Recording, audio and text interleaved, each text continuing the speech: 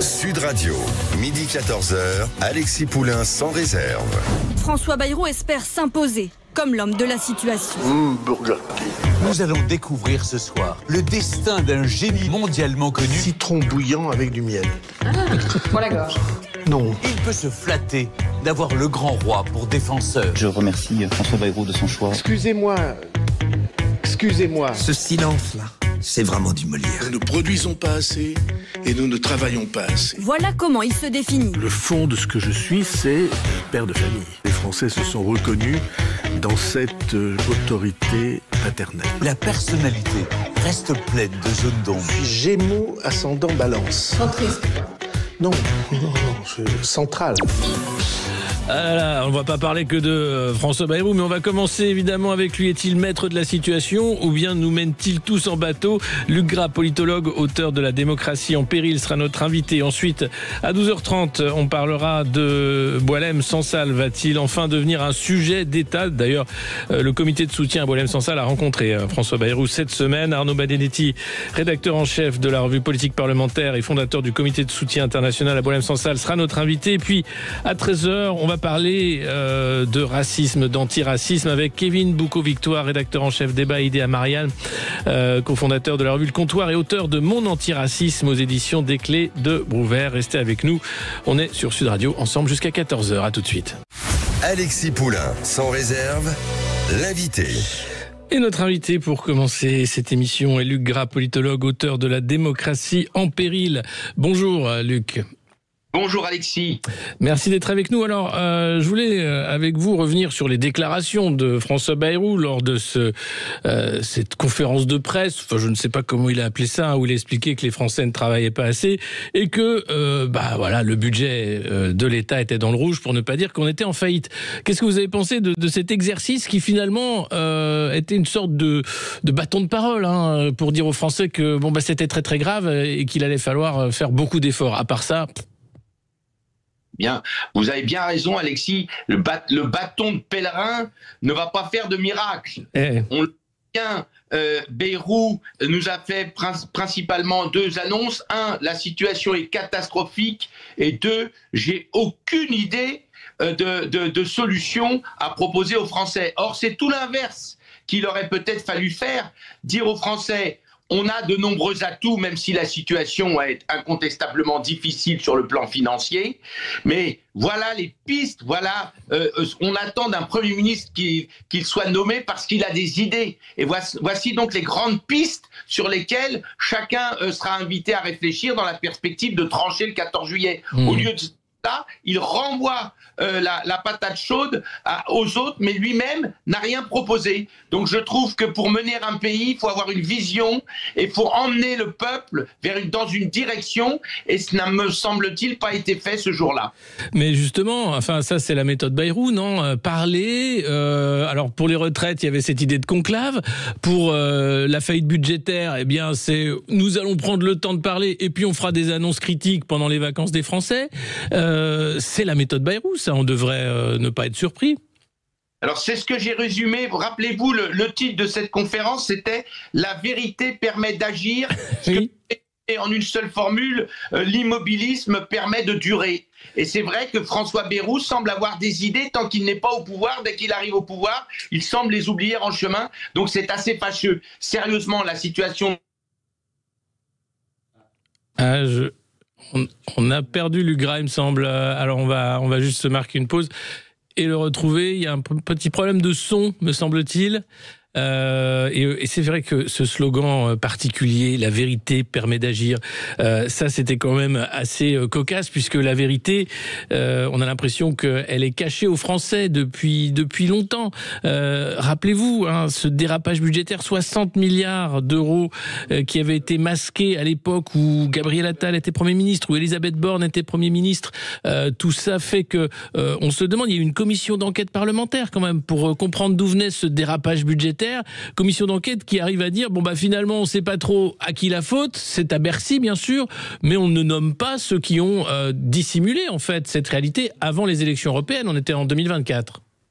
Alors, il y a bien une particularité, Alexis, en France, c'est qu'il n'y a pas de responsabilité engagée par tout ce qui concerne la fonction publique. Ça, c'est une réalité. Les chiffres, on les connaît, vous avez bien raison de le rappeler, et c'est pourquoi cette conférence de presse n'avait pas vraiment de sens. On les connaît, on sait que la situation française est difficile, mais on sait aussi pourquoi. On sait qu'il y a des mesures d'économie à faire qui ne sont pas engagées, et il y a une volonté politique qui n'est pas présente, et il y a une approche qui n'est pas la bonne. Je prends l'exemple des retraites. On nous bassine depuis des mois avec la question des retraites. 10 milliards ne seraient pas dans les caisses de l'État chaque année. Mais en réalité, on ne se pose pas la question de la motivation au travail. Si vous motivez les gens au travail, à ce moment-là, peut-être qu'ils s'engagent plus tôt dans le travail, peut-être qu'ils y restent plus tard. Pourquoi les gens s'en vont à 50 ans, à 55 ans? Pas seulement parce que les entreprises n'en veulent plus, parce qu'aujourd'hui, l'offre au niveau du travail ne permet pas ni l'intéressement à la décision, ni l'intéressement à la participation. Bref, toute cette thématique était gaullienne et qui permettait d'emporter le peuple dans une vision. Et là, on n'a pas cela. Ouais, on a l'inverse en fait, on a l'idée que il va falloir faire des économies, ça fait longtemps qu'on entend cette ritournelle et on voit bien que c'est toujours à peu près les mêmes postes où on va chercher à faire des économies, le social et la santé. Or le social et la santé, c'est deux postes importants pour une société qui va bien, de se dire est-ce qu'on pourrait pas aller chercher ailleurs? Visiblement non, quand il est question des privilèges de nos chers élus, pas touche, hein, les 200 000 € pour Bernard Cazeneuve qui est resté 6 mois Premier ministre, ça il faut pas y toucher, ça c'est normal, ça c'est de l'argent bien dépensé. Mais alors quand il est question de raboter les arrêts maladie, de raboter l'assurance chômage, pour d'ailleurs laquelle les Français contribuent hein, chaque mois en travaillant et en payant des cotisations, alors là il y a du monde. Ça commence aussi à se voir que c'est toujours les mêmes qui payent. Vous avez raison, il faut faire unité, souveraineté nationale. Vous comprenez qu'on ne gouverne pas à partir des statistiques. C'est justement la gloire et la grandeur de la politique, c'est de permettre que dépasser les statistiques, dépasser l'aspect comptable. Vous savez, dans n'importe quel club de sport, dans n'importe quelle famille, si on emporte l'assentiment, on peut emmener les gens loin. La France aujourd'hui manque d'un visionnaire qui les emmène plus loin. Et c'est vrai qu'on a eu en 58 le général de Gaulle avec le plan RUEF qui a osé mettre en place des choses drastiques, mais comme les Français avaient confiance, la confiance, eh bien, ils se sont engagés et le pays s'est redressé. Donc arrêtons d'annoncer des malheurs. Le pays peut très bien, a beaucoup de ressources, peut très bien repartir, mais encore faut-il qu'il y ait un capitaine au gouvernail. Oui, mais encore faut-il que le capitaine ait la pleine maîtrise du navire et que le navire soit pas coincé dans une piscine. Parce que, prenons l'Union européenne aujourd'hui, est-ce qu'on peut avoir un visionnaire à la tête de l'État et est-ce qu'il pourrait faire des choses alors que l'Union européenne demande des réformes structurelles, ce qui fait qu'on va avoir ce détricotage des acquis sociaux. Aujourd'hui, est-ce que la France a la capacité de proposer en fait une politique industrielle forte, une politique de souveraineté industrielle forte, une politique de dépenses sociales maîtrisée et surtout maîtriser sa dette dans le cadre de l'euro? Est-ce que c'est possible? Eh bien déjà, votre question est tout à fait pertinente. Commençons, puisqu'il semblerait que les exécutifs apprécient les rapports, commençons par faire un bilan de ce que nous a apporté l'Union européenne. Ce serait bien. Ouais.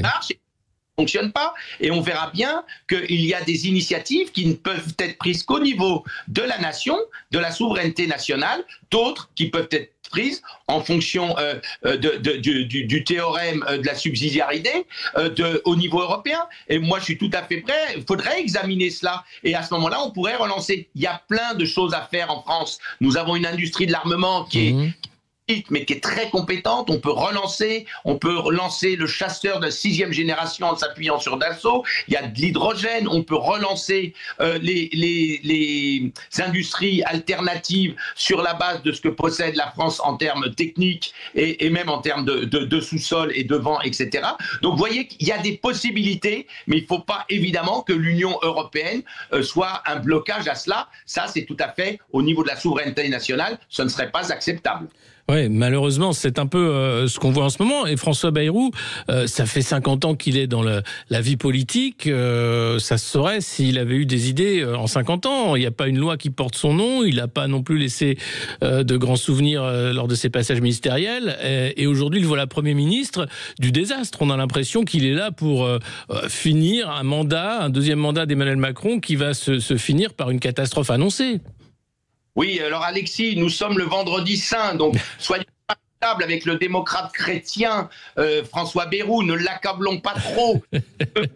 Il peut racheter par les indulgences de notre part. Non, je crois qu'il est toujours temps de se réveiller. Il est temps de se réveiller et de dire aux Français justement ce qu'il avait annoncé, la parole de vérité. Oui, il y a des économies à faire d'un côté. Donc il faut que la droite accepte de travailler sur ce sujet-là en particulier, mais la gauche aussi, sur les économies. Et puis il faut aussi que chacun que tout le monde devra faire un effort, mais l'effort ne peut être légitime que s'il est accepté. Or, aujourd'hui, c'est la vocation du politique, c'est de faire accepter les choses. Et pour cela, il faut une vision. On ne peut pas tourner autour du pot. Il faut qu'il y ait une vision pour le pays. Mais quelle est la vision aujourd'hui, si on regarde, que ce soit François Bayrou, Emmanuel Macron, tous ceux qui sont en train de s'annoncer pour 2027, on n'a pas l'impression que la vision, c'est un électrochoc ou un reset, ou du moins ce qu'a essayé de faire Trump avec le département de l'efficacité gouvernementale. On a l'impression que c'est continuer en faisant davantage d'économies et en ne cherchant pas les leviers de croissance. C'est quand même étonnant, cette cécité du corps politique. Alors, c'est pas tellement étonnant parce que, franchement, Emmanuel Macron, il a été élu pour ça en 2017. Depuis 2017, il y a une politique de l'offre qui vise à, en gros, favoriser la sphère financière. Il y a eu quelques résultats, puisqu'il y a eu moins de chômage, il y a eu un petit peu de croissance de la production des entreprises, mais au résultat, on le voit bien, il a créé un déséquilibre entre les travailleurs, entre ceux qui créent de la richesse véritablement, et la sphère financière. Donc oui, il y a une vision 2017, il convient probablement aujourd'hui de la rééquilibrer pour que le pays puisse avoir une politique industrielle décente. Vous savez que cette année, comme l'année dernière, il y a plus d'entreprises qui vont fermer que d'entreprises qui vont ouvrir. Donc vous voyez, on est dans une situation très difficile. Alors une vision économique, c'est de lancer des projets en matière aéronautique, en matière énergétique. Il y a besoin d'avoir des projets là-dessus. C'est là-dessus qu'on attend nos hommes politiques plus que sur les débats internationalistes ou les débats autour de leur nombril. Ouais, on voit que quand même, effectivement, comme vous le dites, on sabote en touche au niveau politique. Alors Emmanuel Macron, son sujet maintenant, c'est l'Ukraine, et il s'est emparé de Gaza tardivement, mais le voilà là. Pour d'autres, c'est exactement la même chose. L'Europe, ces valeurs européennes qui ne proposent rien en termes économiques à la France, loin de là. Et puis pour la réindustrialisation, comme vous le dites, le solde d'ouverture de sites industriels est négatif pour 2 ans consécutifs, et en région parisienne, les PME, TPE ferment de manière catastrophique, notamment dans le secteur du BTP. Le politique ne peut pas tout. Il y a aussi la conjoncture économique, on va dire. Est-ce que l'arrivée de Trump à la Maison-Blanche va précipiter encore les choses avec cette guerre, notamment sur les tarifs douaniers ? Écoutez, moi je veux voir les choses positivement. En ce vendredi saint, on peut dire que Trump a mis le pied dans la fourmilière.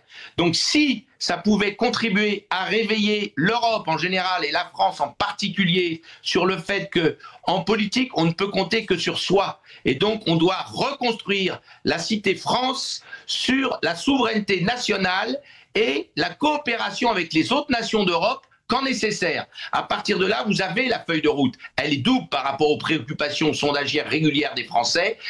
Travailler sur le pouvoir d'achat, et ça signifie par faire des économies sur ce qui n'est pas utile, premièrement.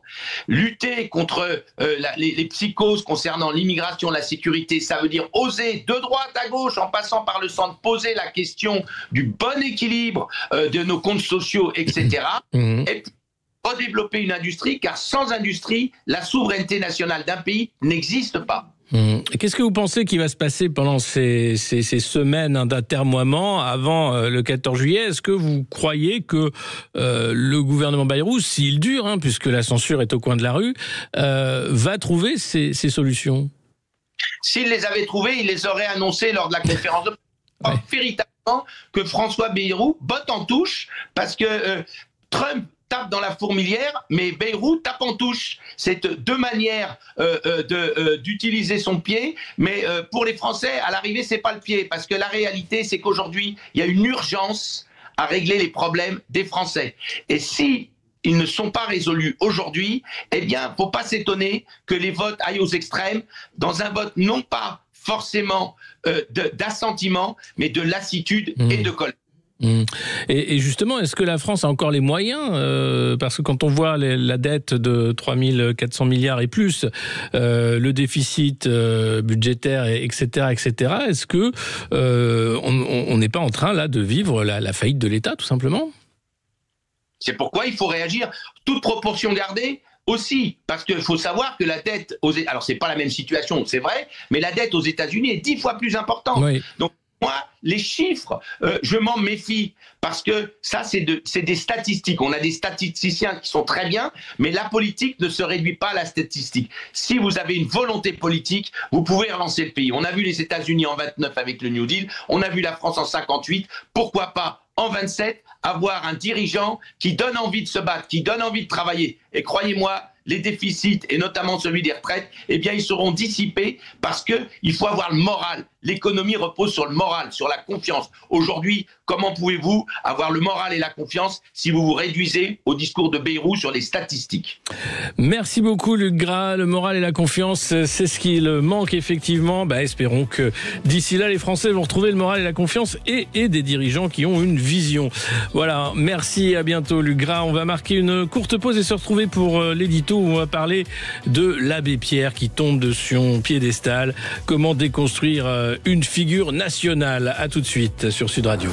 Alexis Poulain, sans réserve, l'édito. Et l'édito, c'est à propos de cette figure française, l'abbé Pierre. Alors là, décidément, les révélations tombent et n'arrêtent pas de nous surprendre. On apprend que l'abbé Pierre était pétiniste, antisémite, violeur, presque évadé fiscal, quasiment gourou. N'en jetez plus, l'abbé Pierre, c'est fini. C'est un livre qui vient de sortir, qui s'appelle La fabrique d'un saint aux éditions Alary, des journalistes Laetitia Chérel et Marie-France Etchegoin, qui explique que Henri Grouès, son vrai nom, malgré ses nombreuses médailles, je rappelle qu'il était médaillé de la Résistance, commandeur de la Légion d'honneur, médaille d'or Albert Schweitzer, Grand Prix de l'Académie des sciences morales et politiques, ça c'est l'abbé Pierre. Il a aussi sa part obscure qui est en train de prendre la lumière. Il n'a pas toujours été un rebelle, même il était pétiniste à une certaine époque. Voilà ce qu'il écrivait lorsqu'il soutenait le maréchal Pétain. Ayons la fierté de penser que le maréchal travaille à cette conquête la plus belle et la plus glorieuse. Lors d'un discours, partout où aujourd'hui la France renaissante de notre grand maréchal agit, soyez présents, soyez au premier rang, soyez des plus grands lutteurs dans la conscience et l'enthousiasme. Sans compter bien sûr ses proximités avec un négationniste qui lui a valu d'ailleurs pendant un an de chuter de la première à la deuxième place de la personnalité publique préférée des Français. Sinon pendant 10 ans, l'abbé Pierre était devant tout le monde. C'est vous dire comme il était aimé. 600 lieux qui sont des lieux publics en France qui portent le nom de l'abbé Pierre. Sans doute vont-ils être débaptisés les uns après les autres, après les différentes révélations qu'il y a ces jours-ci. Mais bien sûr, tout ça n'enlève pas ce qu'il a fait avec Emmaüs. Emmaüs, justement, après l'appel du 1er février 1954, qui a lancé Emmaüs et qui reçoit 1 milliard de francs de l'époque, c'est-à-dire 26 millions d'euros en un mois. Un rapport d'ailleurs qui avait été envoyé à l'archevêque de Paris et qui mettait déjà le doute sur Emmaüs en disant que c'était une association fictive non déclarée, ignorant tout de la gestion de fonds. Il faut savoir que Charlie Chaplin, Charlot, qui avait donné à cette occasion 2 millions de francs en expliquant qu'il ne les donnait pas, qu'il rend cet argent qui appartient aux vagabonds que j'ai été et que j'ai incarné. Donc tout le monde était derrière l'abbé Pierre à cette époque-là. Et puis bien sûr, les accusations sexuelles ô combien graves maintenant contre l'abbé Pierre dès l'automne 55. Le haut clergé français connaissait cet aspect de l'abbé, mais elle l'a caché parce qu'il était très populaire. Vous voyez, c'est comme ça que ça fonctionne. Et puis il faut rappeler aussi ces obsèques, hommage national qui se sont déroulés à Notre-Dame. Et il y avait là tout Emmaüs, mais aussi Jacques Chirac, Valéry Giscard d'Estaing, Dominique de Villepin, Nicolas Sarkozy, Bertrand Delanoë, Jack Lang, François Bayrou. Tous les ministres étaient là. Personne à l'époque ne mettait en question le travail de l'homme d'église. C'est Roland Barthes qui, en 57, expliquait le personnage de l'abbé Pierre dans Mythologie. Il évoque le visage de l'abbé qui représente clairement tous les signes de l'apostolat, le regard bon, la coupe franciscaine, la barbe missionnaire, tout cela complété par la canadienne du prêtre ouvrier et la canne du pèlerin. Ainsi sont réunis les chiffres de la légende et ceux de la modernité. Une coupe de cheveux équilibre neutre entre le cheveu court et le cheveu négligé, qui rejoint l'intemporalité de la sainteté et qui l'identifie à Saint François d'Assise, la barbe du capucin et du missionnaire qui symbolise la pauvreté et la vocation. Bref, tout ça était écrit. Et puis Pierre Bourdrieu, lui, parlait aussi d'un genre de prophète qui surgit en temps de disette et de crise. Mais Roland Barthes, déjà, se demandait si la belle et touchante iconographie de l'abbé Pierre n'est pas l'alibi dont une bonne partie de la nation s'autorise une fois de plus pour substituer impunément les signes de la charité à la réalité de la justice. Alors, on se rappelle quand même les mots de cet abbé. Il faut séparer l'abbé de l'homme, on dirait ça de beaucoup de professions. Voilà ce que disait l'abbé Pierre lorsqu'il était abbé Pierre et pas Henri Grouès. Ceux qui ont pris tout le plat dans leur assiette, laissant les assiettes des autres vides, et qui, ayant tout, disent avec une bonne figure, une bonne conscience, nous qui avons tout, on est pour la paix. Je sais que je dois leur crier à ceux-là, les premiers violents, les provocateurs de toute violence, c'est vous. Eh oui, la pauvreté reste, même si l'abbé s'en va. Alexis Poulain, sans réserve, l'invité. Et notre invité est Arnaud Benedetti, rédacteur en chef de la revue politique et parlementaire et cofondateur du comité de soutien international à Boualem-Sansal. Bonjour. Bonjour à vous. Alors vous avez rencontré cette semaine le Premier ministre avec les membres du comité de soutien à Boualem-Sansal. Que vous a dit François Bayrou lors de cette rencontre ? D'abord, il faut rappeler que c'était au moment du 5e mois de détention de Boualem-Sansal, donc il nous paraissait important que l'on puisse avoir un échange avec le chef du gouvernement qui s'était finalement assez peu exprimé sur le sujet depuis l'arrestation et l'incarcération de notre ami Boualem-Sansal. Il a bien évidemment voulu manifester sa solidarité avec Boualem en exigeant une libération immédiate et sans condition de l'écrivain. En étant tout à fait conscient, bien évidemment, comme tous ceux qui aujourd'hui traitent ce dossier de l'extrême difficulté de la tâche et de la nécessité, bien évidemment, de continuer à porter ce sujet dans l'opinion publique, parce qu'on avait vécu quand même ces dernières semaines une espèce d'euphorie qui nous semblait d'ailleurs un peu excessive concernant une libération possible de Boualem-Sansal, un récit officiel qui s'était installé comme si c'était fait. Je rappelle que le président de la République, au Salon du Livre, il y a quelques jours, annonçait pratiquement la libération, si ce n'est dans les heures qui suivent, mais en tout cas à très brève échéance, de Boualem. Et la réalité, c'est que nous, tout ce qui nous remontait depuis finalement quelques jours, et qu'il s'agisse d'Alger, comme aussi de sources, comme on dit, autorisées à Paris, n'était pas aligné sur cette espèce d'optimisme ambiant véhiculé, entre autres, par le président de la République et par d'autres. Donc, je crois qu'il faut vraiment prendre conscience qu'il faut rester mobilisé plus que jamais, ne rien relâcher dans la pression à la fois médiatique, dans la pression de l'opinion, pour non seulement maintenir ce sujet à flot, mais surtout pour faire pression sur ceux qui aujourd'hui tiennent entre leurs mains, malheureusement, notre ami. Oui, et il faut rappeler que Boualem-Sansal a 80 ans, qu'il souffre d'un cancer, donc il est question là de sa vie. Et bizarrement, les autorités françaises, comme vous le disiez, ont été assez optimistes suite à la visite de Jean-Noël Barrot, ministre des Affaires étrangères à Alger, qui s'est plutôt bien passé à ce moment-là. Et puis alors à son retour, ça a été 12 agents de l'ambassade qui ont été renvoyés par les autorités algériennes, l'ambassadeur français rappelé pour consultation. On a l'impression que ce qui était présenté comme un succès s'avère être un fiasco, en fait. Non, mais si vous voulez, je crois qu'on n'a pas pris vraiment conscience du côté français, enfin en tout cas des autorités françaises, de la nature du régime algérien. D'abord, c'est un régime qui est traversé par des luttes de factions. Donc ça, c'est une réalité, ce qui rend encore plus compliqué la solution, vraisemblablement, à très brève échéance, permettant à Boualem-Sansal de recouvrer la liberté. Il y a ceux qui sont favorables à ce que finalement on se débarrasse de ce dossier parce qu'on considère que c'est un dossier qui peut se retourner contre les autorités algériennes. C'est notamment peu ou prou, en tout cas manifestement, la position du ministre des Affaires étrangères algérien, et puis ceux qui considèrent que non, pas du tout. Il est hors de question de lâcher sans obtenir des concessions supplémentaires du côté français Boualem Sansal. Ça, c'est une première chose. Deuxième chose, c'est que je pense qu'on est très naïf vis-à-vis du régime algérien. Le régime algérien peut très bien tenir un discours un jour et finalement avoir un comportement et un discours totalement différent du discours qu'il tenait la veille. Donc cette réalité-là doit quand même nous inciter à faire preuve de réalisme et de prudence. Je pense qu'on a manqué de prudence et de réalisme, et il eût été quand même, à mon sens, beaucoup plus opportun que M. Barrot se rende à Alger une fois que Boualem Sansal eût été libéré. C'était la moindre des choses qu'on pouvait attendre des autorités algériennes pour renouer un dialogue fécond et éventuellement apaisé, ce qui est quand même loin d'être le cas aujourd'hui, puisqu'on est en train quand même d'expulser de chaque côté de la Méditerranée aujourd'hui des agents consulaires. Oui, on a l'impression qu'il y a différents sons de cloche en fonction qu'on soit à l'Élysée ou au Quai d'Orsay, et puis alors avec le risque en fait de cette situation, c'est d'enquister la situation de Boualem Sansal, d'en faire l'alpha et l'oméga de la relation franco-algérienne. Ouais. C'est extrêmement grave en fait.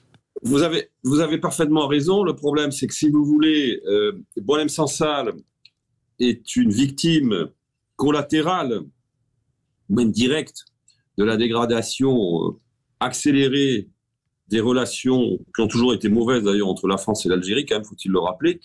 Mais là, indéniablement, il a été vraiment pris dans cette espèce de maelstrom qui s'est accéléré depuis la reconnaissance par la France de la souveraineté du Maroc sur le Sahara occidental. Ouais. Nous, évidemment, aujourd'hui, au regard de la situation qui est quand même particulièrement bloquée, ce que l'on dit, c'est que de toute façon, il y a une situation humanitaire. Vous l'avez très justement dit, Alexis, c'est-à-dire qu'il est âgé, il est malade, et qu'il n'a rien à faire en prison et qu'il faut le sortir le plus vite possible, et que pour des raisons humanitaires, en l'occurrence, les autorités algériennes devraient entendre ce message, parce que si demain il arrive quelque chose dans les prisons algériennes à Boualem Sansal, les principaux responsables seront ceux quand même qui l'auront arrêté et incarcéré, c'est-à-dire l'État algérien, le gouvernement, les pouvoirs publics algériens. Donc il faut bien qu'ils prennent conscience, qu'ils se mettent quand même en difficulté vis-à-vis non seulement de la France, mais de la communauté internationale et de tous ceux qui sont attachés à un certain nombre de principes. Ça, c'est une réalité, mais qu'il faut aujourd'hui, en effet, faire en sorte de décorréler la situation de Boualem, et c'est extrêmement compliqué, pour toutes les raisons que vous avez indiquées, de la situation diplomatique entre la France et l'Algérie, qui n'est pas prête, en mon sens, de s'apaiser prochainement.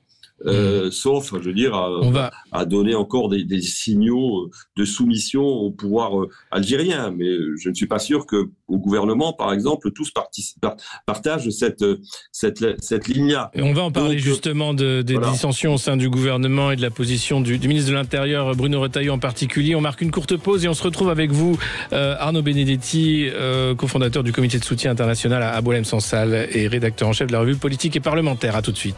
Et on se retrouve avec Arnaud Benedetti pour parler bien sûr du comité de soutien à Boualem Sansal, toujours emprisonné depuis 5 mois maintenant en Algérie. Les filles de Boualem Sansal ont écrit une lettre d'ailleurs à Emmanuel Macron. Est-ce qu'elles ont une réponse de la part de l'Élysée ? Écoutez, pas à ma connaissance. En tout cas, ce qui est sûr, c'est que là aussi, c'était une initiative importante. Vous savez que les filles de Boualem vivent en Tchéquie, à Prague. Elles ont été extrêmement discrètes jusqu'à maintenant pour éviter justement d'entraver d'une quelconque manière que ce soit les négociations dont on nous parle entre Alger et Paris au sujet de leur père. Là, si elles ont décidé de s'exprimer publiquement pour la première fois et de s'adresser directement au président de la République, c'est parce que tout simplement elles sont alarmées au regard non seulement de la longévité de la détention de Boualem, mais aussi manifestement du peu, j'allais dire, d'espoir qu'elles ressentent à une libération rapide. Donc c'est la raison pour laquelle elles sont exprimées. Elles sont dans l'attente actuellement et on espère qu'une réponse sera apportée à leur cri de détresse dans le Figaro par l'Élysée, par le président de la République. Le ministre des Affaires étrangères, Jean-Noël Barrot, a dit évidemment qu'il entendait le cri de douleur des deux filles. C'est une évidence, mais pour l'instant, tout cela reste encore imbibé d'incertitudes. Ouais, tout comme la communication avec Boualem Sansal qui est très difficile, y compris avec ses avocats. Enfin, tout est fait pour entraver la communication et l'accès et les informations sur l'état de santé de Boualem Sansal. C'est-à-dire que nous, ce que nous savons, c'est que, et c'est ce qu'on nous dit, mais on n'est pas obligé de le croire, c'est que les autorités algériennes sont quand même soucieuses de la santé de leurs prisonniers, qu'elles ont conscience que s'il lui arrivait quelque chose, elles seraient tenues évidemment, comme je l'ai déjà dit, pour responsables de cette situation. Mais nous ne savons rien des médecins qui sont censés le soigner. Nous ne savons rien du traitement qui lui est prodigué. Et je dois dire qu'à plusieurs reprises, par des canaux différents, nous avons demandé à ce que une délégation de médecins puisse se rendre au chevet de Boualem Sansal, que nous n'avons obtenu aucune réponse, évidemment, des autorités d'Alger, mais que même on a sollicité un certain nombre d'organisations, je pense à Médecins du Monde et à Médecins sans frontières, qui n'ont pas, en tout cas, donné suite à nos sollicitations. Je dois dire quand même que, je le dis parce que c'est une réalité, on n'est pas vraiment aidé dans ce dossier. On n'est pas vraiment aidé. Il y a un certain nombre, je ne parle pas du gouvernement français qui manifestement fait ce qu'il peut faire aujourd'hui dans l'état de tension qui est le nôtre avec Alger, mais il y a quand même un certain nombre de structures qui, le moins qu'on puisse dire, ne sont pas, en tout cas, très allantes dans la défense de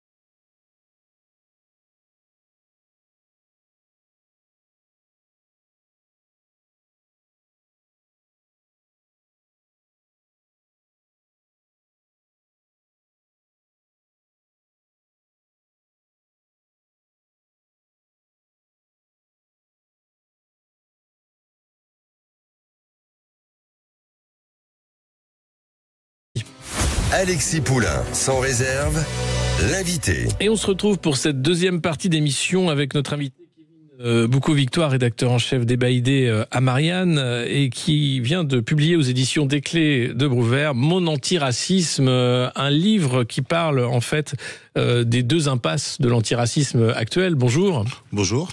Alors déjà, quand on lit ce livre, vous parlez de votre parcours personnel en fait, où vous avez été victime de ce racisme du quotidien, la difficulté que vous avez eu aussi de trouver votre place. Est-ce que ça vient de là, cette réflexion sur l'antiracisme ?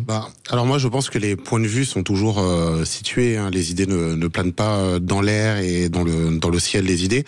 Et effectivement, c'est aussi pour ça que j'ai décidé d'incarner ce livre. C'est parce que si la question me préoccupe, c'est aussi parce que effectivement, je l'ai subi, ou en tout cas la question d'être en minorité, de vivre en tant que minorité dans une société donc qui ne me ressemble pas intégralement, m'a toujours préoccupé, quoi. Mais ce qui est drôle, c'est que vous parlez de vivre en minorité. Il n'est pas question de couleur ou de race. Ça peut être aussi vivre en minorité sociologique. Oui. Alors en réalité, la minorité sociologique, c'est la bourgeoisie en fait. C'est ça, voilà. Les classes populaires sont majoritaires, mais et en plus, ce que j'explique dans mon livre, c'est qu'en réalité, si j'appartiens à une minorité ethnique en France, j'ai principalement vécu dans des quartiers où j'appartenais à la majorité. Donc cette question est aussi peut être tout à fait relative. Et dernière chose, c'est que effectivement, ce que j'essaie d'expliquer, c'est que malgré ces différences, il existe des choses qui rapprochent une majorité de la population et qui sont effectivement sociologiques. Ouais, principalement. Or, ce que fait mine de ne pas voir les antiracismes actuels, c'est justement cet aspect sociologique de lutte des classes. Bien sûr.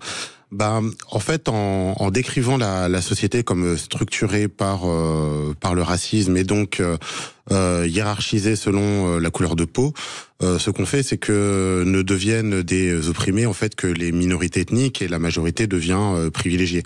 En faisant de la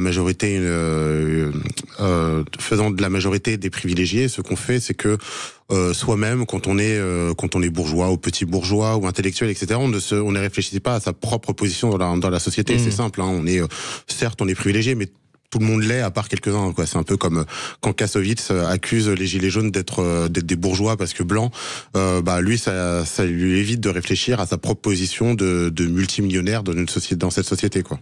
Privilégié, en fait. Et c'est ce qui fait que certains refusent aussi de parler de racisme anti-blanc. Pour vous, est-ce que ça existe, le racisme anti-blanc ? Alors oui, il existe, même si je pense qu'il n'est pas majoritaire et que il n'est pas le principal problème en France. Je pense qu'il existe, qu'il est surtout situé dans certains quartiers en fait où les blancs sont en minorité.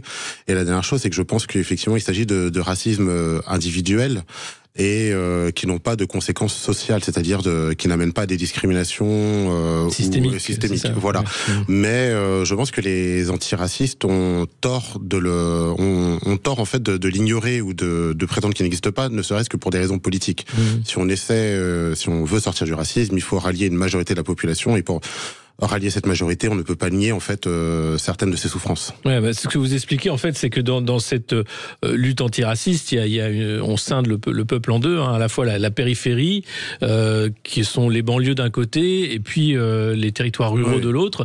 Et dans ce jeu, ce match en fait, vous avez la France insoumise d'un côté, et puis le Rassemblement national de l'autre, sans vouloir vraiment prendre la question à bras-le-corps et en faire une question populaire. Même si ce sont pas vraiment les antiracistes qui ont créé cette division, elle s'est imposée d'elle-même par la dynamique du néolibéralisme. En gros, on a les métropoles où se crée l'essentiel des richesses.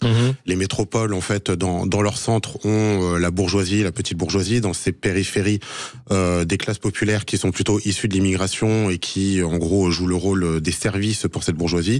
Et hors de ces métropoles, on trouve un autre monde qui est constitué en grande partie de classes populaires, pas que. Il y a aussi une petite bourgeoisie dans la France périphérique, des avocats, des médecins, des notables, etc. Mais cette spatialisation s'est imposée d'elle-même, et finalement les discours politiques, qui sont antiracistes ou pas d'ailleurs, finalement accentuent cette division et l'entérinent.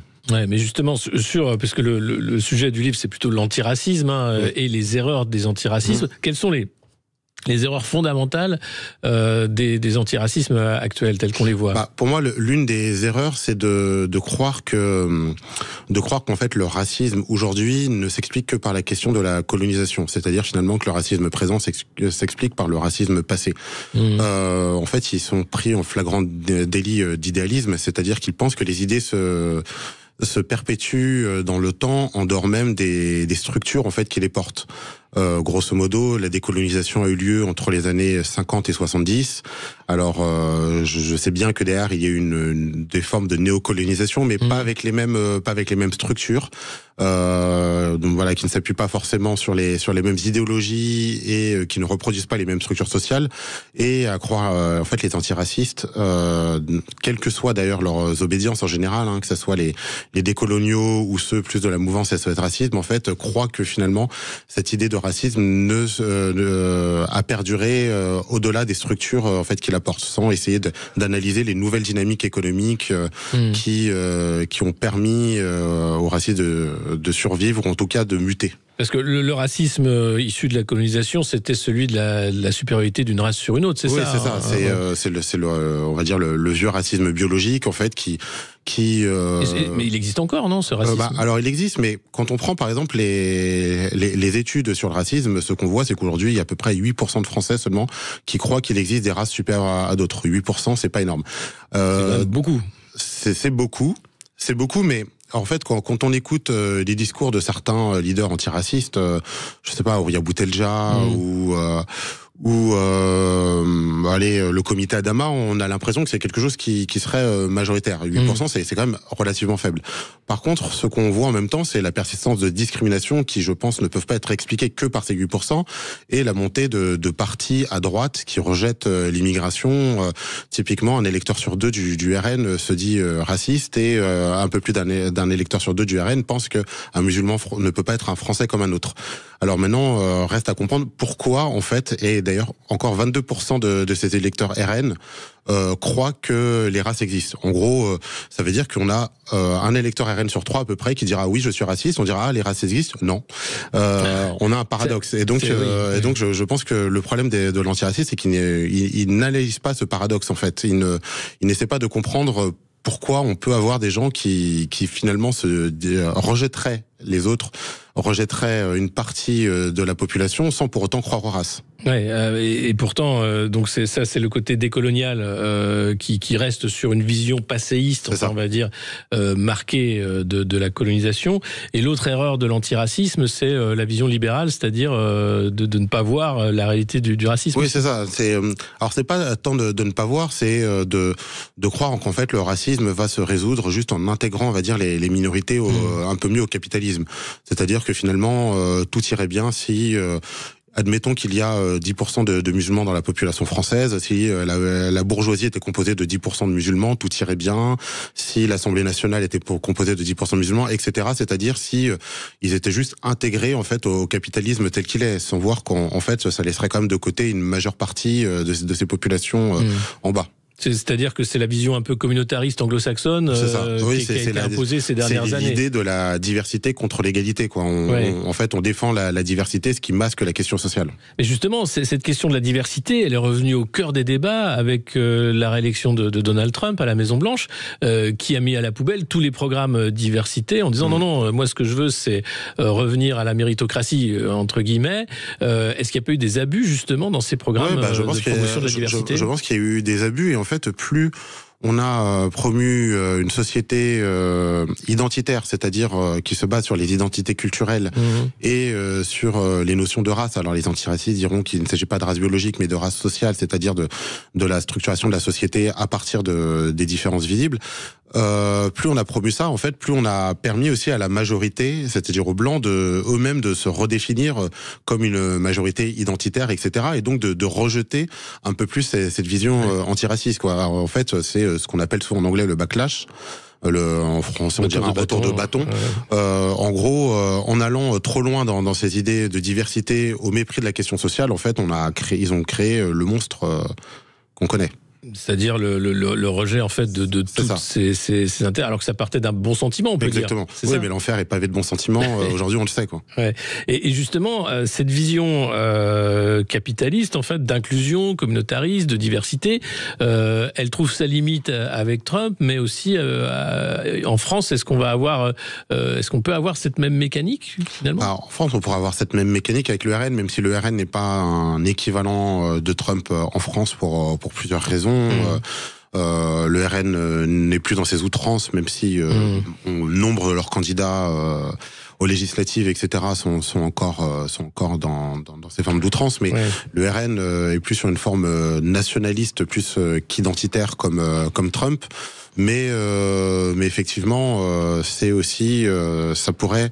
Un RN au pouvoir pourrait aussi poser de vrais problèmes à une partie de la population, notamment musulmane. On va en parler justement de la question religieuse après une courte pause pour parler de cet antiracisme, le vôtre, Kevin Boucault-Victoire, aux éditions des Clés de Brouwer. À tout de suite sur Sud Radio. Alexis Poulain, sans réserve, l'invité. Et notre invité aujourd'hui, Kevin Boucault-Victoire, pour ce livre Mon antiracisme aux éditions des Clés de Brouwer, pour parler en fait des errements ou des erreurs, on va dire des impasses des antiracistes tels qu'ils sont. Est-ce que vous diriez que finalement SOS Racisme a fait plus de mal que de bien ? Je sais pas si SOS Racisme a fait plus de mal que de bien, mais en tout cas, une chose est sûre, c'est que SOS Racisme n'a pas aidé la cause qu'il prétendait défendre, quoi. Comment ? En réalité, finalement, SOS Racisme a juste tenté de rallier les banlieues à la gauche ou au socialisme au moment où, en fait, le Parti socialiste a abandonné l'anticapitalisme et la lutte des classes et ouvert une parenthèse libérale qui n'a jamais refermé. Donc finalement, ce qu'a fait SOS Racisme, c'est transformer l'antiracisme en spectacle, avec le touche pas à mon potisme, avec la fête à la Concorde en 85 par exemple, avec les grands concerts, etc. Mais à la fin, ces résultats n'ont pas été très probants. Peut-être que la seule chose ou l'une des rares choses positives en fait des SOS Racisme, c'est de rappeler la permanence du racisme dans nos sociétés, mais ça s'arrête là, quoi. Mais justement, sur le racisme dans nos sociétés, est-ce qu'il y a des chiffres, des études qui montrent que quand même il va en diminuant, qu'on est en train de se débarrasser de cette question, ou est-ce que c'est quelque chose d'assez permanent ? Effectivement, c'est ce que je disais tout à l'heure, les études montrent que globalement, et il est là le paradoxe, c'est que globalement, en fait, le racisme est en recul. 8% des gens seulement croient qu'il existe des races supérieures, une majorité de gens n'ont aucun problème à ce que leurs enfants épousent un conjoint, une conjointe noire, musulman, etc. Je crois que c'est 95% des Français n'ont aucun problème à avoir un collègue de travail juif et 94% musulmans. La tolérance progresse, etc. Donc là-dessus, on a des... Et en plus, ce sont pas des effets d'âge, parce que grosso modo, c'est les jeunes générations, en vieillissant, ne deviennent pas plus racistes. C'est-à-dire que leur vision reste la même à 20 ans ou à 50 ans. Donc ce sont vraiment des effets de génération et pas des effets d'âge. D'accord, donc c'est générationnel, mais vous parlez aussi souvent, quand on parle de racisme, la question religieuse revient vraiment sur le devant de la scène, particulièrement. Je vais vous lire une déclaration de Manuel Valls, ministre des Outre-mer, qui date du 24 mars 2025. Pour lui, la haine des Juifs vient essentiellement du monde arabo-musulman, en France comme ailleurs. Est-ce que ça, c'est pas une certaine façon de faire du racisme, d'utiliser la question religieuse en sortant une assertion pareille ? En fait, il y a une forme de confessionnalisation de la question sociale. Dans les années 70-80, on parlait des travailleurs immigrés qui sont devenus les immigrés, puis les musulmans avec un grand M, les migrants aussi, les migrants. Et en fait, on a mis de côté leur statut de travailleur, et donc la question encore sociale et la question de la lutte des classes. Maintenant, sur ce que dit Manuel Valls, il faut aussi regarder les choses en face. L'antisémitisme, grosso modo, il a plusieurs origines en France. Il y a le vieil antisémitisme catholique, on va dire catholique intégriste, qui a quand même beaucoup reculé dans le temps, mais qui existe toujours, qui est en gros, c'est le peuple déicide. On a une sorte d'antisémitisme complotiste qui a existé à gauche, comme dans une forme de national-socialisme. En gros, les Juifs, c'est la banque, ce sont eux qui nous dirigent, etc. Il a aussi reculé, même s'il continue d'exister. Et se sont greffées deux nouvelles formes, on va dire, deux nouvelles sources de l'antisémitisme. Une dans la critique de la politique israélienne ou dans la critique du sionisme. Attention, je ne dis pas que tout soutien de la cause palestinienne est antisémite, très loin de là. Certains font mais le pas. Certains font dans le la pas. classe politique, en expliquant que toute critique de la politique sioniste. Exactement. Mais oui, certains font le pas et certains, effectivement, de ces critiques virent vers l'antisémitisme. Ça peut venir du monde arabo-musulman qui, en moyenne, les peuples sont quand même plutôt pro-palestiniens, mais pas que. Alain Soral nous prouve que ça ne vient pas forcément d'eux. Et puis, il y a un autre antisémitisme qui a apparu ces 30-40 dernières années, qui est en France, qui est l'antisémitisme islamiste, qui effectivement vient de ce monde-là, qui est une lecture, qui vient d'une lecture rigoriste, on va dire, du Coran. Bien sûr, on se rappelle ce qui s'est passé à l'hypercachère et Mohamed Merah. Sur la question musulmane, est-ce que c'est pas devenu finalement le débat raciste s'est décalé sur la question musulmane en France? Oui, en fait, c'est même la question sociale, en fait. Ouais. C'est-à-dire que, comme je disais, les travailleurs, quand on parlait de travailleurs immigrés, en fait, on parlait de travailleurs et on les défendait comme tels, comme des gens qui peuvent être syndiqués, qui ont les mêmes intérêts que les travailleurs autochtones, donc français, etc. Et en décalant la question d'abord vers l'immigration, donc effectivement on est passé, là c'est l'antiracisme qui prend le pas à ce moment-là, ou en tout cas un certain antiracisme, celui des seuils racistes prend le pas à ce moment-là, et ensuite on l'a décalé vers l'islam.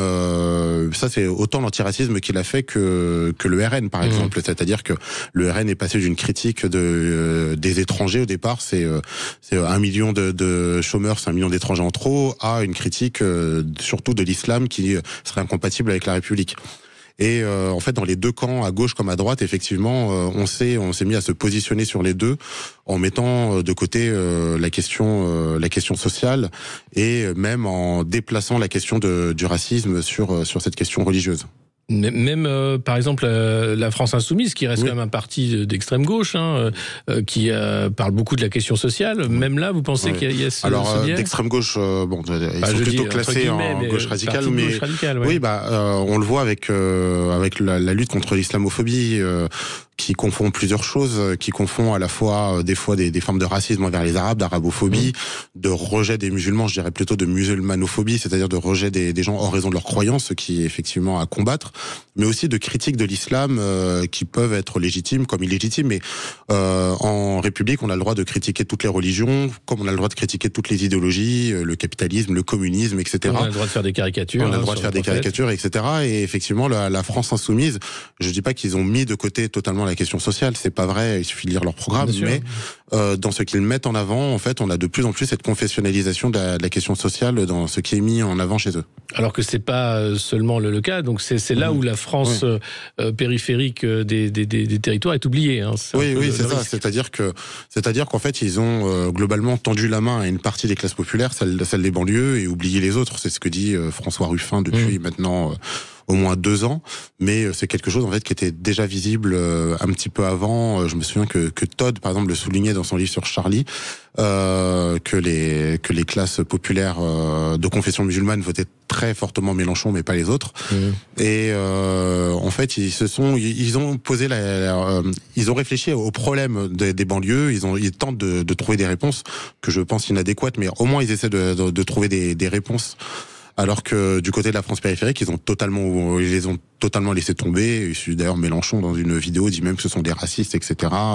Et qu'il faut oui, avec un discours sur la créolisation, qui oublie une partie des Français en disant que c'est inexorable d'une certaine façon. Oui, et puis dans la créolisation, on se replace encore une fois du côté des questions culturelles. Alors Glissant a écrit de très belles pages sur la question de la créolité, mais bon, en fait, Glissant est avant tout un poète, et on n'attend pas d'un politique la même chose que d'un poète. Et justement, c'est un peu aussi la limite des politiques face à un problème qu'ils ne maîtrisent absolument pas, ou qu'ils utilisent plutôt que d'essayer de résoudre, non ?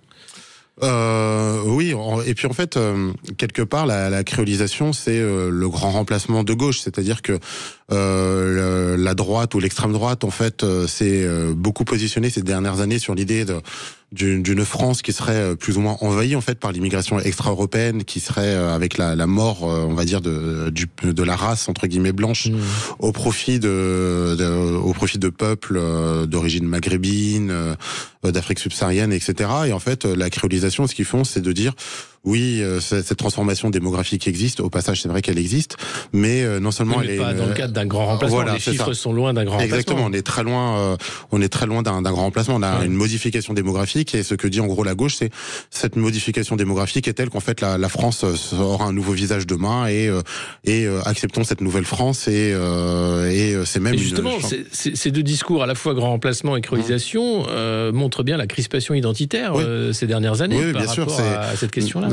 Bien sûr, en fait, et d'ailleurs, c'est ce que je disais tout à l'heure sur le recul du racisme biologique. En fait, c'est parce qu'il a été remplacé par une forme de rejet, en fait, des identités culturelles qui ne sont pas les nôtres. Dans mon livre, je parle d'ethnophobie, mais on pourrait aussi parler de racisme culturel, en fait, c'est-à-dire l'autre, en fait, vient d'une culture qui n'est pas la mienne. On l'essentialise dans cette culture et on le rejette pour.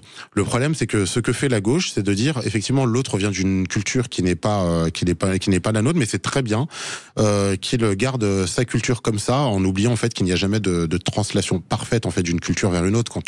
Quand on change de pays, on vient avec certains marqueurs culturels, mais on ne vient jamais avec toute sa culture. Et en disant sa culture est parfaite comme ça, et ça va même créer une nouvelle culture en France, et les choses iront mieux comme ça.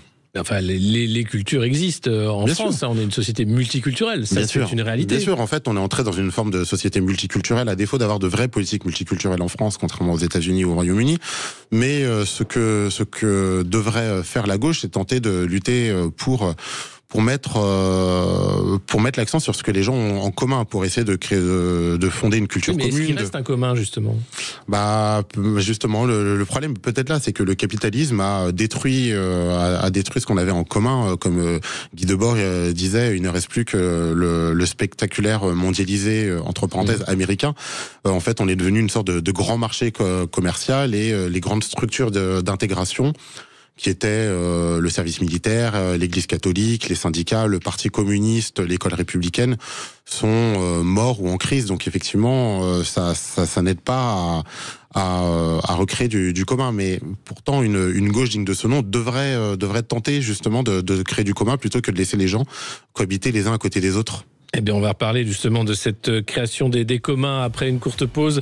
0826 300 300 si vous souhaitez poser des questions ou réagir sur l'antiracisme et le livre de notre invité Kevin Boucault-Victoire. À tout de suite. L'invité. Et notre invité, Kevin Boucault-Victoire, pour ce livre « Mon antiracisme » aux éditions des Clés de Beauvert, pour parler justement des différents antiracismes et de comment ils ont évolué avec le temps. Finalement, c'est un débat pas très neuf sur cette question des périphéries, de la question sociale plus que de la question raciste. C'est George Orwell qui en parlait, en parlant des common people, d'une certaine façon. Comment parler du commun. Donc c'est quelque chose qui en fait traverse nos sociétés européennes depuis des années. Bien sûr, et en plus George Orwell notait quelque chose qui est encore plus vrai aujourd'hui, qui était le tropisme petit bourgeois de la gauche, quoi. En fait, il voyait que la gauche était surtout un club de gens de classe moyenne éduqués qui se parlaient entre eux et qui n'étaient pas capables en fait de parler effectivement à ce qu'il appelait les gens ordinaires, quoi. Et aujourd'hui, la gauche ressemble beaucoup à ça dans sa sociologie, et d'ailleurs le fait qu'elle soit très métropolitaine. Mais effectivement, en réussissant, on va dire, à tendre la main aux banlieues, mais qui est quelque chose d'ailleurs qui peut être précaire, c'est-à-dire que peut-être qu'un jour ils perdront aussi cette assise qu'ils ont en banlieue, en gros, les banlieues votent aujourd'hui France Insoumise parce que c'est le moindre mal pour eux, plus que par une adhésion forte à leur programme, quoi. On va dire que c'est le seul parti médiatique qui défend la cause palestinienne, enfin qui a un discours qui va cocher plusieurs cases. Mais c'est ça, la cause palestinienne et d'autres formes d'antiracisme, etc. Quoi. Mais oui. Mais justement, cette vision petite bourgeoise, aujourd'hui, elle est très très présente dans la politique française. Il n'y a pas de dépassement. Que préconisait Orwell à l'époque ? Alors Orwell, outre le fait d'essayer de vraiment comprendre, de se mettre à la place des classes populaires, lui-même l'a fait.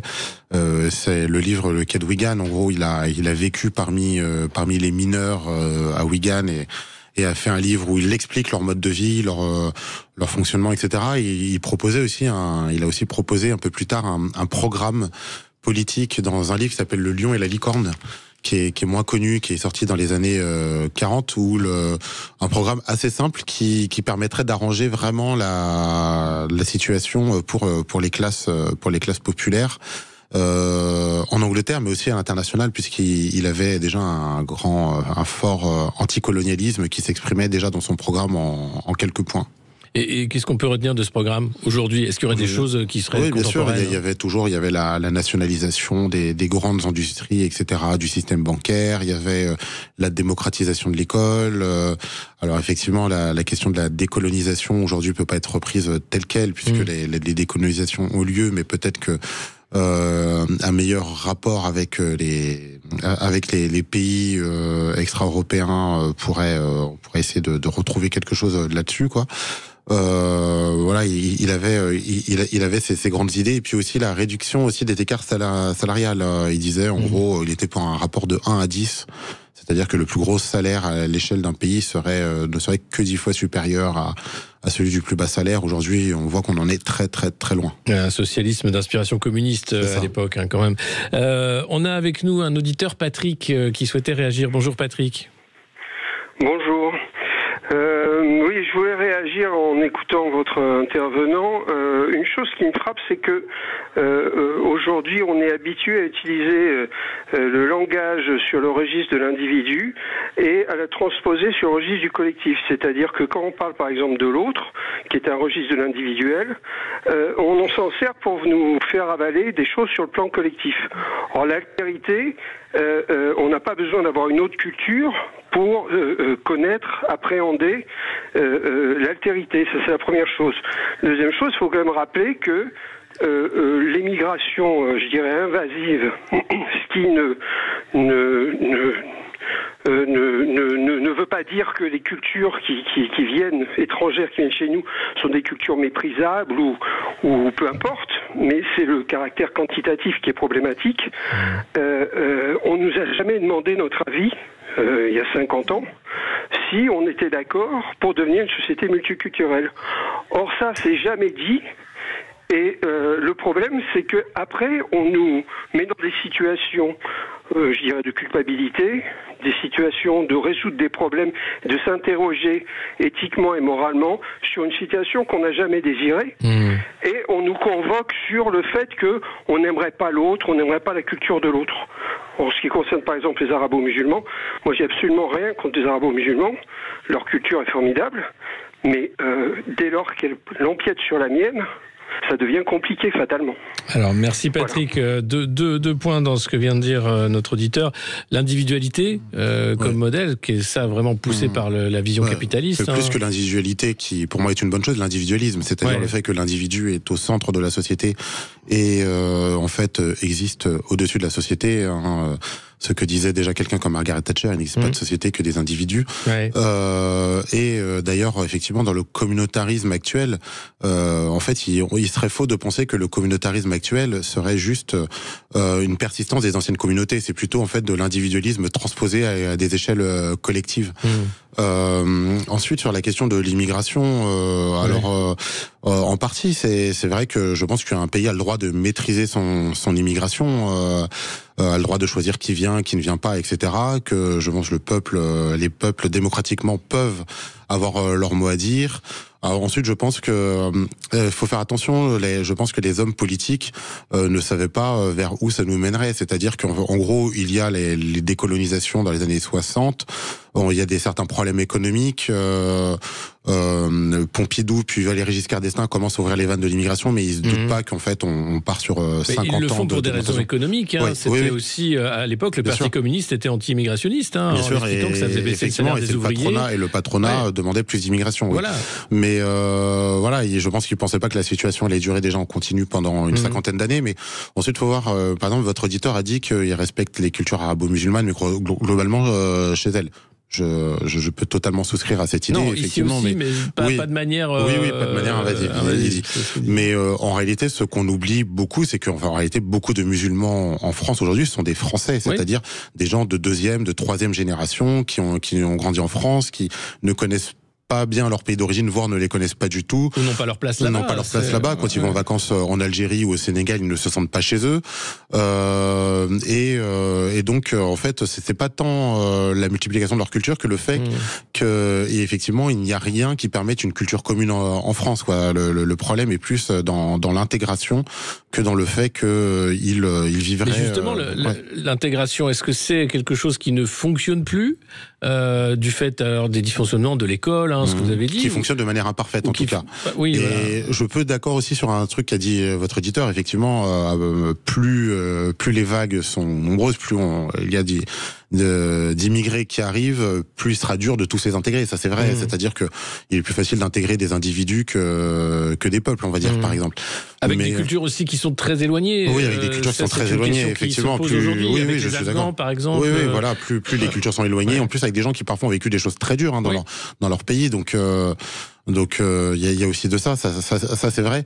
Mais en même temps, ne voyons pas tout en noir non plus. La réalité, c'est qu'il existe aussi une intégration, et une intégration certes imparfaite, mais comme je disais, beaucoup de Français d'origine immigrée de deuxième, troisième génération, s'ils ne se sentent pas toujours totalement français, en réalité, le sont plus qu'ils ne le croient.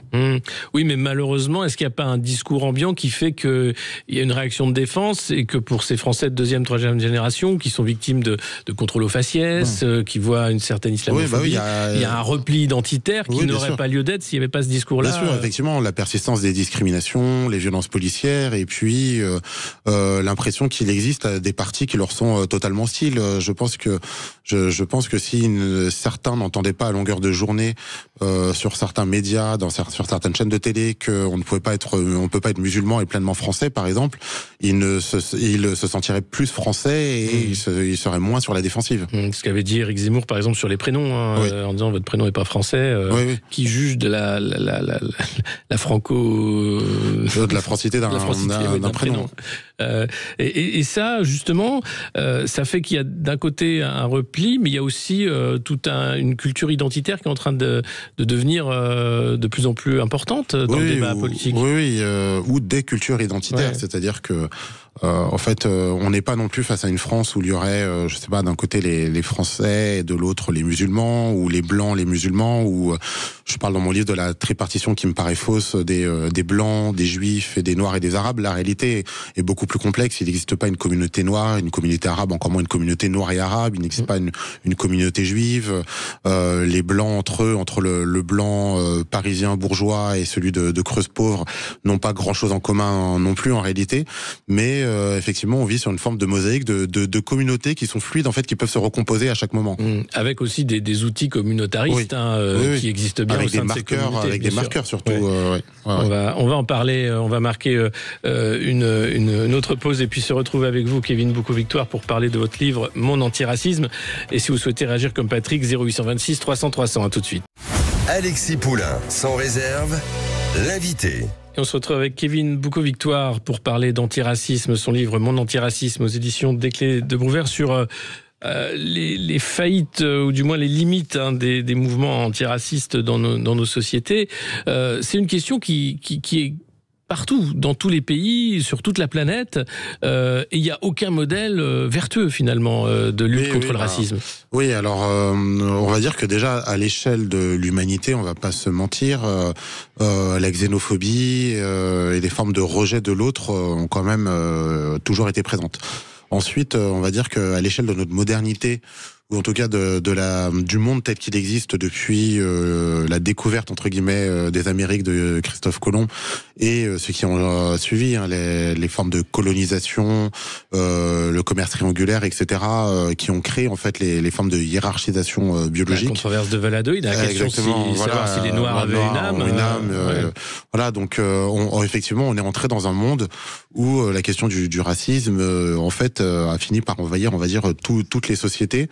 Et le capitalisme qui en fait propose un autre modèle que celui de la colonisation et qui a, on va dire, atténué en réalité quand même les relations raciales, n'a pas réussi à à changer totalement la donne, quoi. Parce qu'on remplacerait la politique par la consommation, en faisant oublier toutes ces questions-là, avec par-dessus un saupoudrage de diversité, de politique, de diversité, d'inclusion, mais ça ne fonctionne pas. Bien sûr, en fait, finalement, derrière la consommation se cache la question des modes de vie. Derrière les modes de vie, en fait, les modes de vie sont devenus culturels et par là, on a archipélisé, pour reprendre les mots de Fourquet, la société, quoi. Oui, avec en plus la question aussi du sous-prolétariat. Vous parlez des mouvements des Black Panthers, par exemple, dans les années 60, qui était un mouvement qui visait à aller politiser les populations des ghettos, qui ne s'intéressaient pas du tout à la politique. Est-ce qu'aujourd'hui, on a cette même question de la dépolitisation d'un prolétariat et d'un sous-prolétariat? Oui, des deux, effectivement. Alors, le sous-prolétariat, je rappelle, chez Marx, c'est en fait ceux qui vivent en marge de la société, les brigands, les mendiants, etc., ceux qui ne vivent pas de leur travail, les pauvres qui ne vivent pas de leur travail, mais soit de la générosité d'autrui, soit de choses totalement illégales, quoi. Aujourd'hui, ce seraient les dealers, les points de deal. Exactement. Et il parle même de racaille, Marx d'ailleurs. En tout cas, dans la traduction qu'on en a faite, il y a le mot racaille. Et en fait, on a une dépolitisation des banlieues. Si on regarde en fait un peu les images des banlieues des années 80, par exemple au moment de la marche pour l'égalité et la dignité qu'on a rappelé ensuite la marche des beurs, donc qui allait de Vénissieux à Paris. En fait, ce qui est impressionnant, c'est la manière dont ces jeunes s'exprimaient, ce qu'ils étaient capables de réclamer, leur vision de la société. Et aussi ensuite, si dans les années 90, on écoute par exemple le rap français, NTM ou IAM, alors avait pas forcément des visions politiques tout le temps cohérentes. D'un côté, on dénonce l'argent et de l'autre, des fois, on le veut. Chez NTM, par exemple. Mais il y avait quand même une certaine vision de la société. Aujourd'hui, les banlieues ont beaucoup plus de mal à développer des visions cohérentes de la société. D'ailleurs, ça se voit dans l'évolution du rap, qui ne parle plus que de thunes, de communauté ou de soi-même. Et il y a encore une scène rap politique. Non, vous êtes un expert. Je parle de ça, c'est intéressant parce que vous avez également écrit Penser le rap aux éditions de l'Aube. Vous êtes un expert. Qui est sorti l'année dernière. Oui, alors elle existe cette scène, mais elle est très très minoritaire aujourd'hui et c'est pas elle qui vend le plus, quoi.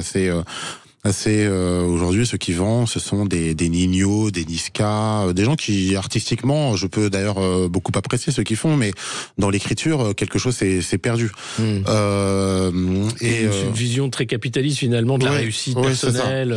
Exactement, quoi. C'est quand Booba disait, qui pour moi en plus est le plus grand rappeur de l'histoire en France, dit tout le monde peut s'en sortir, aucune cité n'a de barreaux. Voilà, c'est ça, c'est très personnel, quoi. Et non seulement, alors il y a cette dépolitisation banlieue, mais elle existe aussi du côté de la France périphérique, alors qu'ils se repolitisent en grande partie autour du RN, mais en réalité, ce sont quand même la vie pavillonnaire elle-même coupe les gens en fait de leur, on va dire, de leur communauté existentielle. Les gens en fait se replient sur leur sphère familiale.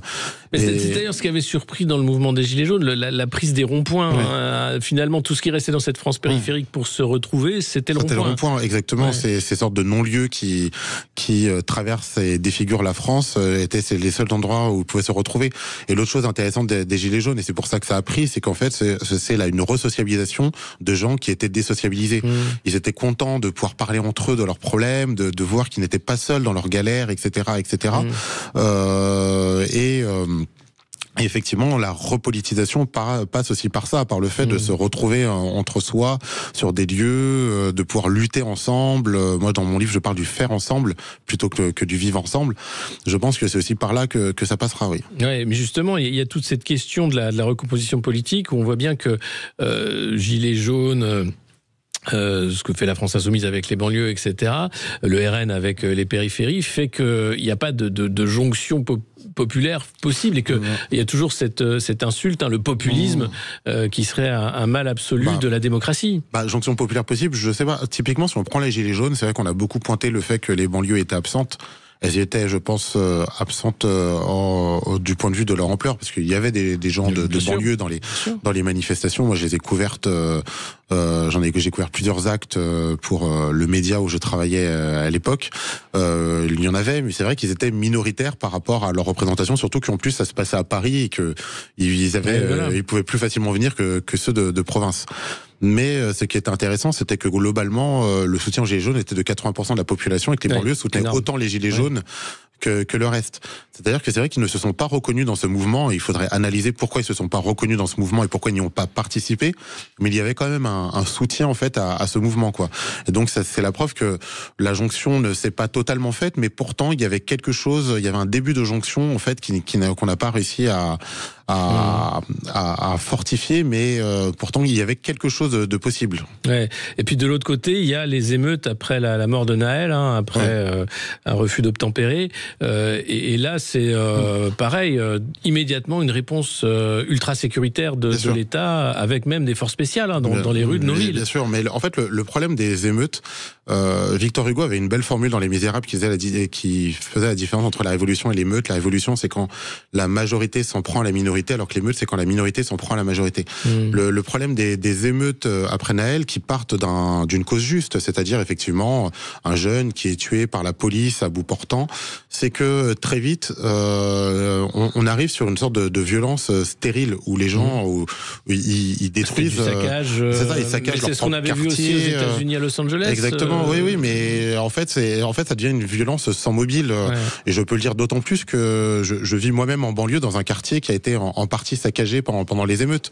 Donc, des fois, on brûle la voiture de son voisin qui ne pourra plus aller à travailler. Donc, on emmerde les gens autour de soi. Et en plus, dans ces émeutes, une grande partie de ces émeutes ont montré effectivement la vision ultra-consumériste malheureusement, de ces jeunes, c'est-à-dire dans les pillages de magasins, etc. J'en ai vu qui se sont donné rendez-vous à Rosny, donc le centre commercial. Pour aller dévaliser des magasins en Seine-Saint-Denis. Voilà, il y avait de ça et finalement, très vite, en fait, l'objet de départ, qui est quand même le meurtre, l'assassinat d'un jeune par un policier, en fait, s'efface entre une sorte de spectacle où chaque quartier veut montrer qu'il est capable de faire plus que les autres. C'était sur Snapchat. Et voilà, sur Snapchat, sur TikTok, etc. Ou par quelque chose d'ultra consumériste, quoi. Et alors, dans toute cette question de l'antiracisme, quelle est maintenant la position, le futur de l'universalisme ? Moi, j'espère que l'universalisme a encore de beaux jours devant lui. C'est quelque chose que je reproche aussi au mouvement antiraciste, c'est en fait de jeter le bébé avec l'eau du bain. Effectivement, derrière l'universalisme a pu se cacher des formes d'autoritarisme, d'impérialisme, même de particularisme qui se sont dit universalistes, c'est-à-dire des formes de racisme. Mais c'est très vite oublié en fait que l'universalisme, déjà, outre les principes, ce sont aussi des choses très concrètes. La couverture médicale pour tous, l'égalité des droits, etc. Et que ces choses-là font quand même beaucoup pour la cause antiraciste et pour l'égalité. Mais c'est aussi oublier que même quand certains peuples colonisés se sont rebellés contre l'oppresseur colonialiste, c'était au nom de l'universalisme. Ho Chi Minh, le FLN ou la révolte des Haïtiens à la fin du 18e, début du 19e siècle se font au nom de l'universalisme, au nom du non-respect en fait des valeurs des Lumières. On va françaises. reparler d'Haïti. Eh bien, merci beaucoup Kevin Boucou-Litoire pour ces mots et ce livre Mon antiracisme. Eh bien, vous allez retrouver Brigitte Lahaie dans un instant qui va parler justement du livre, du film qui a fait basculer votre vie. À moins que ce soit une émission, un événement de vie. Vous, c'était quoi le livre le plus fondamental ?